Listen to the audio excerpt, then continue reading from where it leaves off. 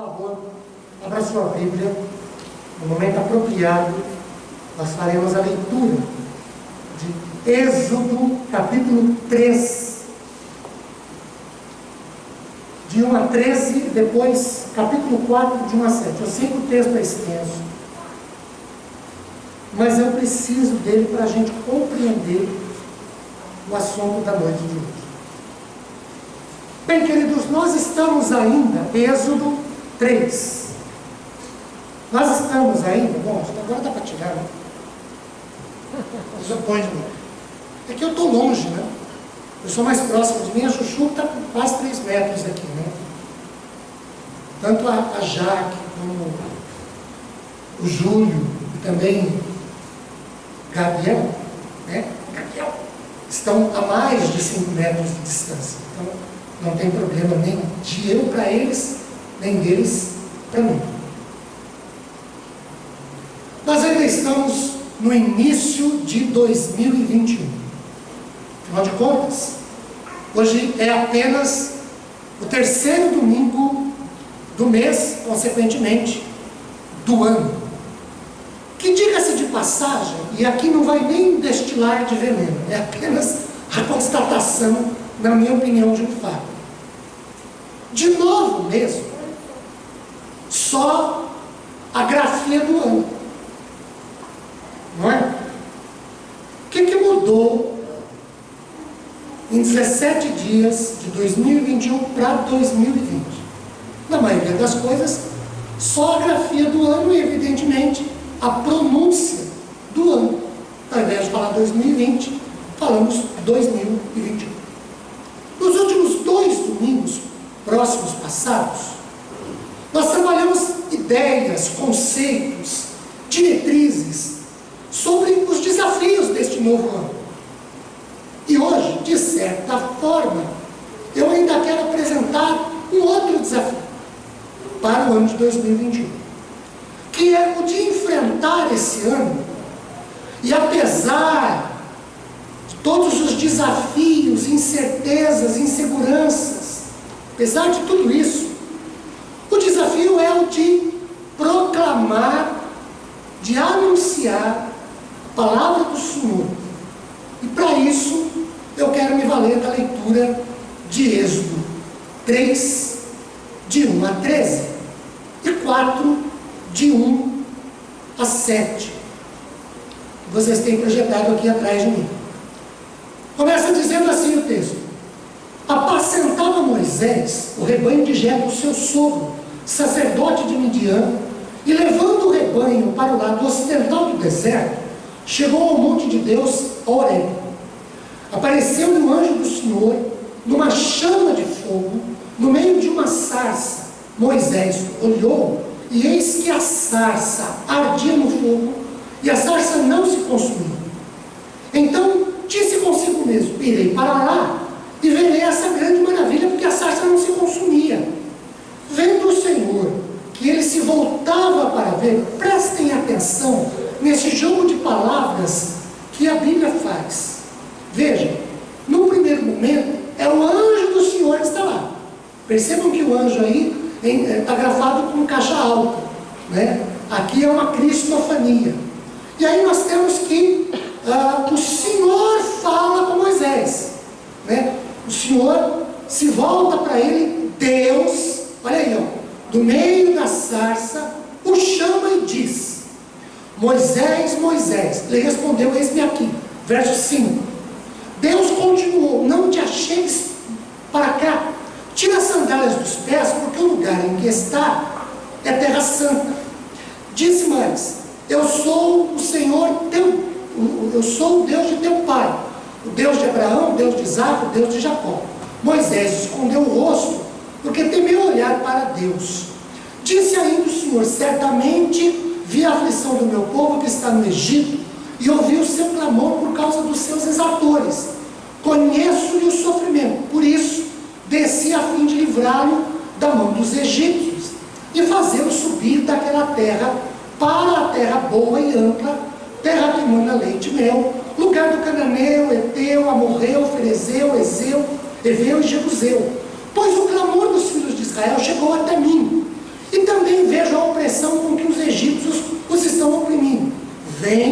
agora, e eu te enviarei a Faraó, para que tires o meu povo, os filhos de Israel, do Egito.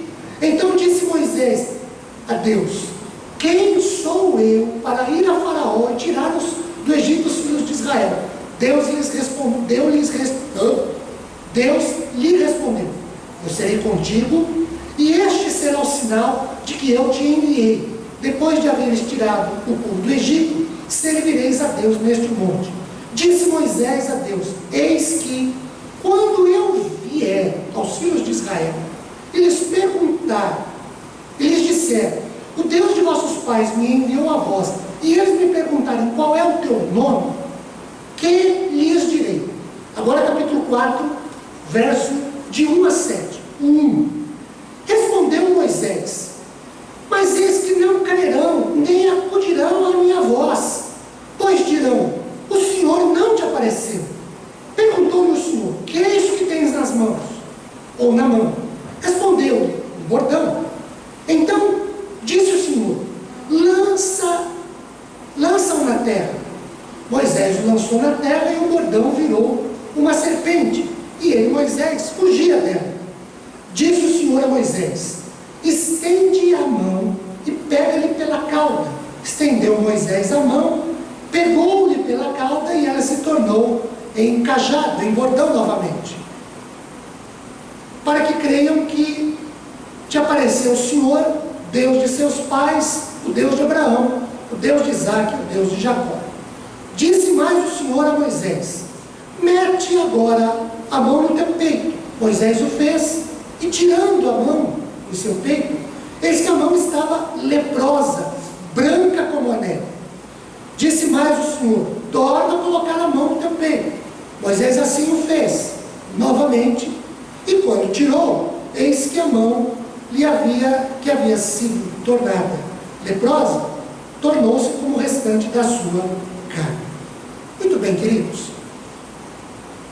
Após ouvir a leitura bíblica, e ao que foi dito até aqui, talvez você possa perguntar-se aí mais ou menos o seguinte: mas o que é que a experiência de Moisés, aqui no texto bíblico, tem para me desafiar para 2021, no que diz respeito à evangelização, ao anúncio, à proclamação da palavra do Senhor?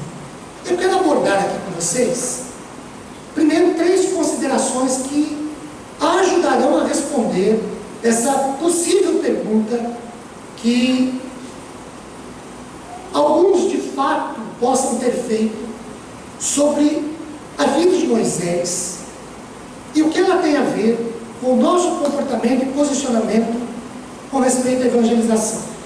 A primeira consideração, queridos, o que Moisés fez é, em vários aspectos, muito parecido com o que nós fazemos na obra de evangelização.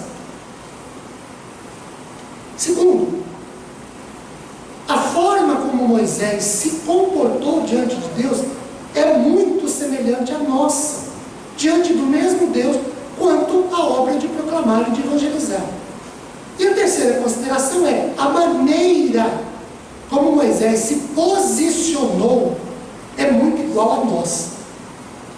Agora, observando o texto, vamos trabalhar essas considerações. E aí, o que dessa experiência de Moisés a gente pode tirar como um desafio para nós? A primeira experiência diz respeito ao chamado de Moisés. Vamos aí. Eu quero lembrar 2 fatos aqui. Primeiro, é que Moisés não era nenhum estranho ao povo de Deus. Moisés não é enviado ao povo desconhecido. Muito pelo contrário. Ele era um dos filhos de Israel. Sua mãe e seu pai eram levitas. Óbvio, ele e seus irmãos também eram. Olhem o capítulo 2, versículo 1. Foi-se um homem da casa de Levi e casou com uma descendente de Levi. Então, Queridos, vejam, Moisés não precisava aprender um idioma novo, porque ele falava hebraico. Moisés não precisava aprender sobre os costumes do povo, porque ele era judeu também, tinha convivido com eles. Moisés não precisava aprender sobre a cultura do povo, a quem Deus o chamara para proclamar as boas novas, que no grego é evangelho, boas novas de libertação. Queridos, isso acontece conosco. Deus não nos chamou, ou não nos tem chamado, para nós testemunharmos para as pessoas que não falam português, com quem não convivemos, de uma cultura diferente, de um costume diferente. Não. Os nossos vizinhos, até onde eu saiba, falam português. As pessoas com quem nós trabalhamos, pessoas do supermercado, açougue, gente com quem convivemos, falam português. O segundo fato é que Moisés nasceu entre os filhos de Israel. Capítulo 2, verso 2. A mulher concebeu e deu à luz um filho, e vendo que ele era formoso, escondeu por 3 meses.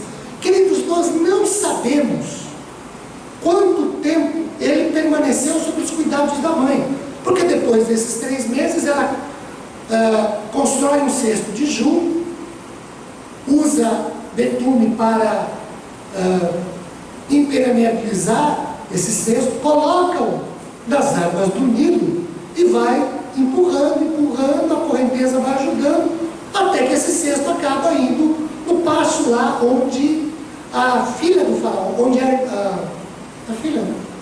filha do faraó, está passando um filme na minha cabeça aqui, onde a filha de faraó, banhando-se, encontra, e ela diz, é um dos filhos dos judeus, dos hebreus. E a irmã de Moisés, Miriam, que acompanha aquele cesto, diz para a filha de faraó, quer que eu chame uma das hebreias, das mulheres hebreias, para cuidar desse menino? Ela diz, chama, e eu vou pagar o salário. Quem ela vai chamar? Óbvio, né? A mãe dela e do irmão, né? A mãe de Moisés. E ela então cuida do filho. A gente não sabe por quanto tempo, porque a Bíblia não diz. Ele permaneceu sob os cuidados da mãe. Mas de acordo com a cultura da época, uma criança, ela levava 3 anos para o seu desmame. Então, mais ou menos, até os 3 anos minimamente. Há uma base bíblica para isso. A gente não está falando isso apenas por leitura. Se você tiver curiosidade de conferir 1 Samuel, capítulo 1, 24, diz assim, havendo desmamado a Samuel, levou Ana consigo, com um novilho de 3 anos. Por que Ana leva um novilho de 3 anos para o templo para oferecer ao Senhor? Porque Samuel tinha 3 anos. Então o desmame de uma criança levava em torno de 3 anos. Moisés foi criado até os 3 anos pela sua mãe. Então Deus chama Moisés, um filho de Israel, e o envia aos filhos de Israel. Deus chamou um hebreu para revelar a sua vontade e os seus planos para o povo hebreu. Deus chamou alguém dentre os filhos de Israel para proclamar as boas novas de libertação e condução à terra prometida aos filhos de Israel. Queridos, a experiência do chamado de Moisés nos desafia por sua semelhança com o nosso chamado. Como eu disse, Deus nos chamou para anunciar o evangelho das boas novas, não da escravidão do Egito, como chamou a Moisés, mas para proclamar o evangelho de libertação às pessoas que estão presas, escravas do pecado, para que elas sejam libertas como nós fomos. Conforme o comentário expositivo do Antigo Testamento, Moisés viu Deus tomar uma sarça, um arbusto insignificante, fazê-lo arder sem ser consumido pelo fogo e transformá-lo num milagre, pois Mas Deus fala do meio da chama que arde na sarça ou no arbusto. Queridos, a sarça, Senec, em hebraico, tem uma origem do tiponimo Sinai, o arbusto. É uma planta espinhosa da família das fabáceas. Eu sei que nós temos uma doutora em biologia, mas eu me atrevo aqui a discorrer um pouquinho de uma área que não é a minha, tá, Vivian? Se eu errar depois, você me corrija, por favor. Gênero da acácia.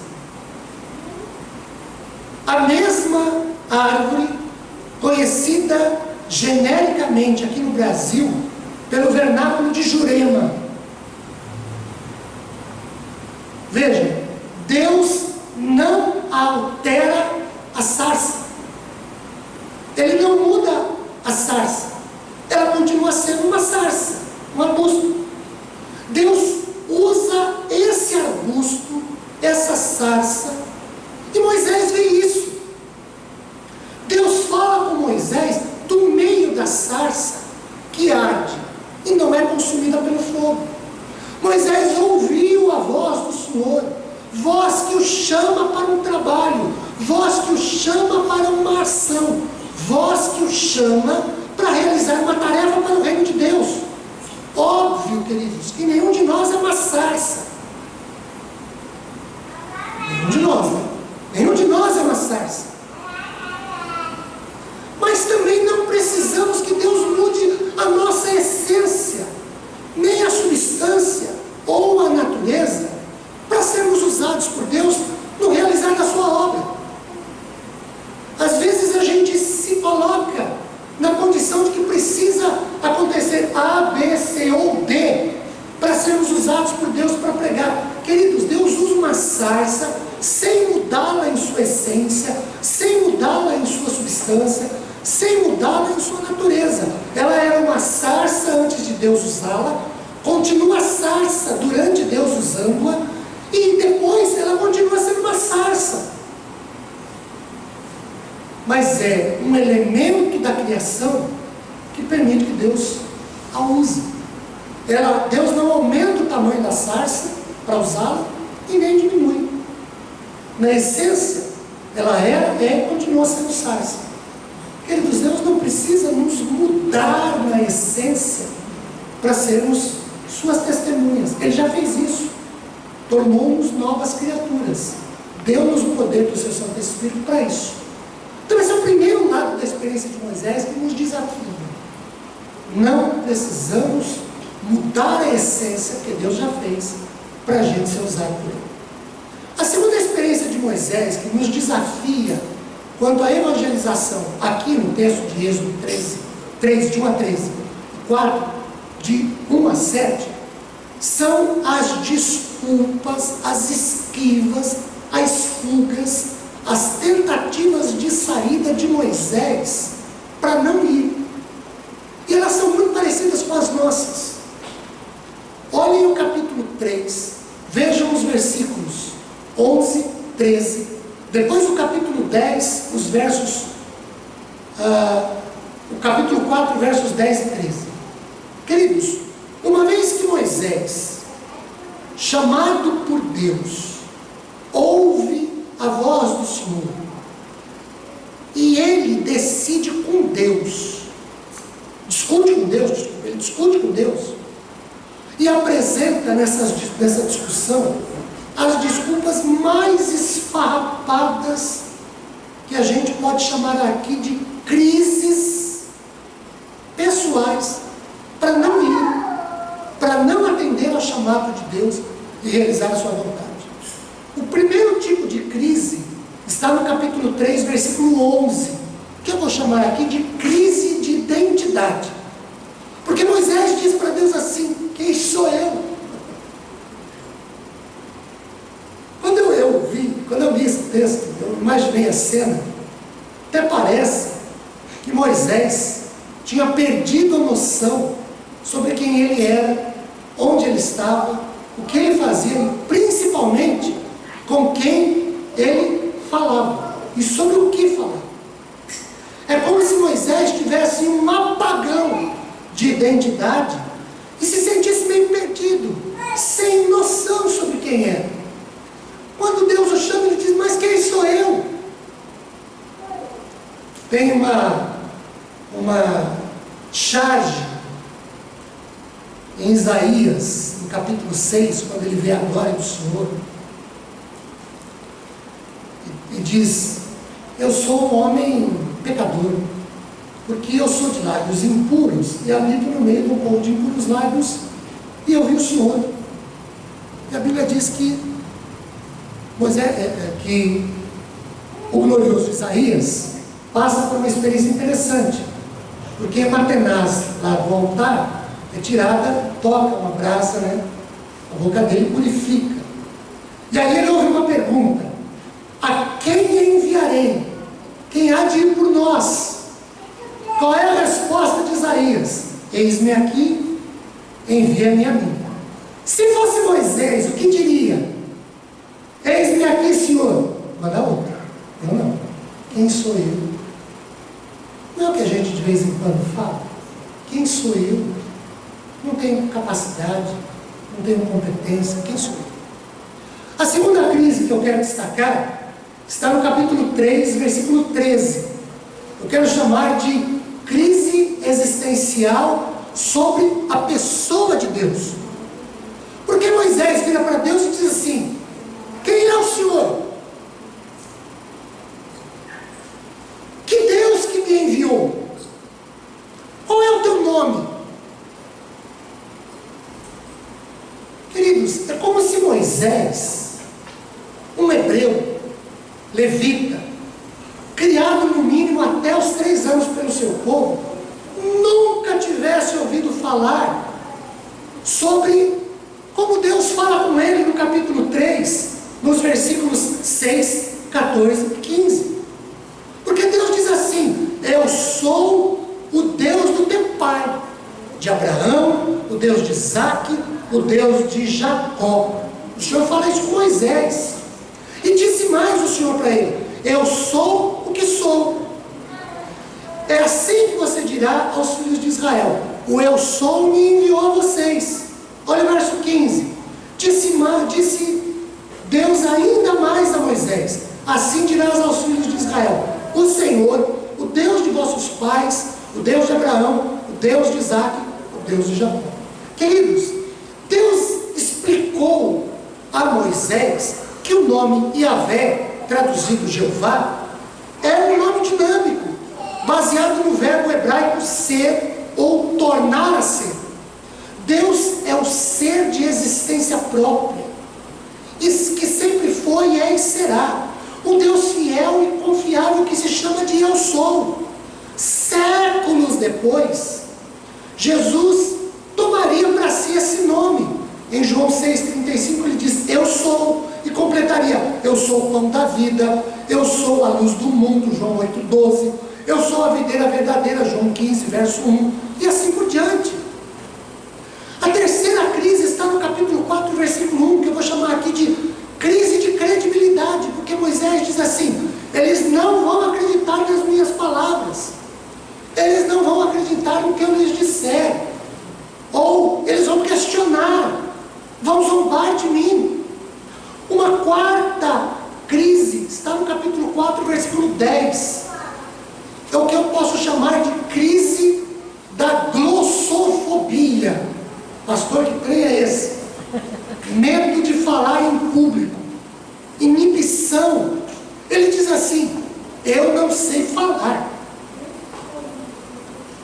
eu não sei o que falar, eu não sei quando falar, e eu tenho medo de falar demais ou falar de menos. É uma crise de glossofobia, medo de falar. O quinto tipo de crise, tudo isso aqui é desculpa, gente. Capítulo 4, versículo 13, que a gente pode chamar de crise de negação. Ou, ele diz assim: Senhor, envia um, manda um, arruma um, eu não. põe outro para fazer. Põe alguém mais capacitado, alguém mais experiente. Eu faço qualquer coisa. Senhor, isso não é para mim. Eu não levo jeito para coisa, isso não dá para mim. Qualquer coisa, Senhor, menos isso. Queridos, guardadas as devidas proporções, sincera e honestamente, não são mais ou menos essas as mesmas desculpas, saídas, as mesmas esquivas que nós, via de regra, apresentamos a Deus para não realizar a sua obra? Não é diferente. Eu não sei, eu não posso, para mim não dá, eu não tenho tempo, eu não tenho condição, manda outro, eu sou pequeno, eu gaguejo, eu sou inibido, eu tenho cabelo branco, eu sou muito magro, eu já passei da idade. Só desculpa. A terceira e última experiência de Moisés que nos desafia para este ano são as ações de Deus. Eu quero destacar 2 aspectos das ações de Deus neste episódio. Primeiro, a ação de Deus em favor do povo que Ele escolheu, que Ele elegeu. E isso nós vemos muito objetivamente, por exemplo, no capítulo 3, versículo 7. Deus viu as necessidades de seu povo, Deus viu a aflição, a miséria, a escravidão, o sofrimento do seu povo, e tinha uma palavra de boas novas de libertação para eles. Queridos, assim como Deus viu a nossa miséria quando nos chamou, viu a escravidão que nós vivíamos no pecado quando nos chamou, e continua vendo a escravidão de queridos nossos, de pessoas que a gente conhece, de pessoas que a gente nem conhece, a miséria que eles vivem por causa do pecado. Objetivamente, nós ainda vemos a ação de Deus em favor do seu povo no capítulo 3, versículo 8. Deus decidiu libertar o seu povo, tirar seu povo de todo aquele jugo, toda aquela escravidão egípcia. Deus decidiu tirar seu povo daquela situação que lhe era desfavorável e encaminhá-lo, conduzi-lo, guiá-lo à terra prometida, reservada como herança preparada pelo Senhor. Assim como Deus decidiu um dia tirar-nos de lá e decidiu tirar outros de lá para levarmos a eles também para a terra prometida, para a Canaã celestial. A segunda ação agora é em favor de Moisés, a quem chamaram para anunciar as boas novas de libertação aos hebreus, como povo escolhido, como povo eleito, como povo da aliança. No ponto 2 da nossa exposição de hoje, nós vimos as desculpas de Moisés. Quem sou eu? Quem é o Senhor? Não vou me ouvir, eu não sei falar. Manda outro. Olha o que Deus faz com Moisés. Capítulo 3, versículo 12. Eu serei contigo. Moisés, você não vai sozinho, você não estará sozinho, você não fará nem falará nada por si mesmo ou de si mesmo. Antes, Deus, o Senhor, irá com você. Queridos, não é o que Jesus prometeu para nós em Mateus 28, 20? Eu estou com vocês todos os dias. Queridos, é a mesma promessa. Moisés não ia sozinho, Deus ia com ele. Moisés não falaria de si mesmo, Deus falaria por ele. Por que nós dizemos para o Senhor que não vamos, sabendo que Deus está conosco e que Ele disse que colocaria a palavra nas nossas bocas? Vejam o capítulo 4, capítulo 3, versículo 14. Deus revela a Moisés seu absoluto e tremendo nome. Porque Moisés questiona isso. Mas quem é o Senhor? Qual é o teu nome? Quando eu chegar lá, eu vou falar o que para eles?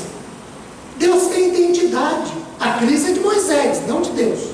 Deus tem um nome. Moisés não vai aos hebreus, aos filhos de Israel, anonimamente, mas vai em nome do Senhor, em nome de Jeová, em nome de Yahvé. Queridos, é o nome que está por trás de nós que tem autoridade. Quando Moisés diz, eles não me ouvirão, Deus fala para ele, vai lá e fala para eles que eu, o Senhor, te enviei. Queridos, não é pela nossa nossa capacidade, pela nossa sabedoria, pela nossa eloquência. É pela ação de Deus que está conosco. A terceira ação de Deus está no capítulo 4, nos versículos de 2 a 7. Deus operaliza, a partir de Moisés, pelo menos 2 sinais visíveis da sua presença. A sua ação para confirmar a obra a que Moisés estava sendo chamado para realizar. A experiência aqui de Moisés, queridos, é a seguinte: Senhor, eu não posso ir, eu não sei falar. O Senhor falou: pá, o que é que você tem na mão? Ele diz: eu tenho um cajado. Deus usa esse cajado. Queridos, o que é que nós temos? Veja, Deus não falou: Moisés, vamos conversar? Faz o seguinte, ó, desce daqui, vai lá na tua casa, busca A, busca B, compra, depois você volta. Não. Moisés, o que você tem na mão? O Senhor tem um cajado. Deus usa o cajado de Moisés. Lembra da viúva que procura Eliseu e diz: olha, meu marido era profeta, o senhor conheceu, ele morreu e deixou dívidas. Agora os credores chegaram e querem transformar meus filhos em escravos para pagar a dívida que meu marido deixou. O que eu faço? Qual é a pergunta de Eliseu para ela? O que você tem na sua casa? Ela diz: eu tenho um pouquinho de azeite, é o suficiente. Lembram da viúva de Sarepta? Deus fala para Elias durante os 3 anos e meio, em que Elias fica lá às águas, né, no riacho, escondido, porque o rei Acabe queria matá-lo. Deus o sustenta com carne. Os corvos vão levar carne para Elias, mas um dia isso acaba, e a água do riacho acaba também. Deus fala para ele: vai para a cidade, lá tem uma viúva, você procura essa viúva, conversa com ela e pede para fazer um bolo para você. E aí o Elias chega na cidade e fala para a viúva: olha, Deus mandou falar para você fazer um bolo para mim. E ela fala assim: olha, eu estou pegando esses gravetinhos, porque lá na minha casa eu tenho um pouquinho de farinha numa botija e um pouquinho de azeite. Eu vou fazer um bolo para eu e meu filho comermos hoje, e nós vamos morrer de fome amanhã, porque não tem mais nada. E Elias diz para ela: faz um bolo para mim primeiro, porque o Senhor disse que nunca vai faltar nada para você. Queridos, o que Deus multiplica é o que nós temos. O que Deus usa é o que nós temos. Eu disse no começo, ele usou uma sarça sem mudar a configuração da sarça. Ele nos usa como nós somos e quem nós somos. O que Moisés tinha na mão? Um cajado. E Deus usou o cajado de Moisés. Aí Deus falou para ele: Moisés, agora tira o cajado, pega a sua mão e põe a sua mão no seu peito. Ele colocou a mão no peito. Agora tira. Ele tirou, estava leprosa. Ele falou: põe de novo. Moisés pôs. Tira, estava normal. O que é que Deus usou? O que Moisés tinha. Queridos, Deus nos usará como somos, com o que temos. Ele não nos chama para fazer alguma coisa que Ele não nos capacita. Sabe aquela máxima que Deus não chama os capacitados, mas capacita os que chama? Pois é, isso é uma máxima e é uma verdade. E Ele usa quem somos, o que temos, do jeitão nosso. Do jeitão nosso. Eu quero levá-los a um momento de oração sobre isso. Queria que você pensasse sobre essa responsabilidade que nós temos de proclamar, de evangelizar, de falar às pessoas e de viver uma vida que Deus possa usá-la como nós somos, do jeito que nós somos. Vamos orar sobre isso? Oremos.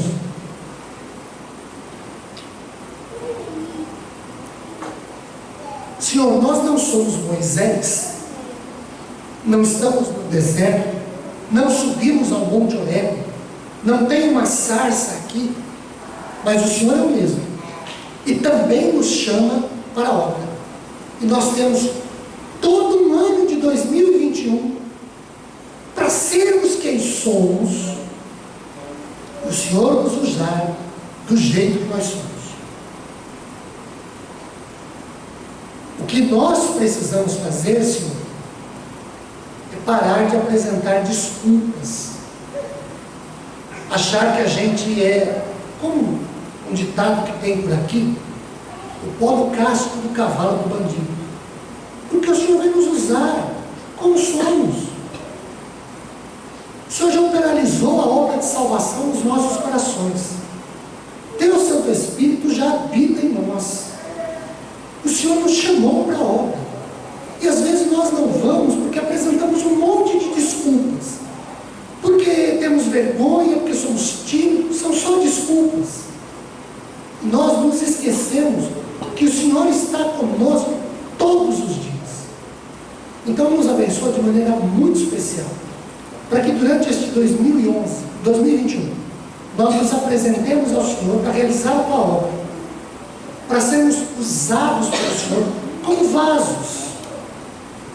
E o Senhor nos abençoe de maneira especial. Oramos em nome de Jesus.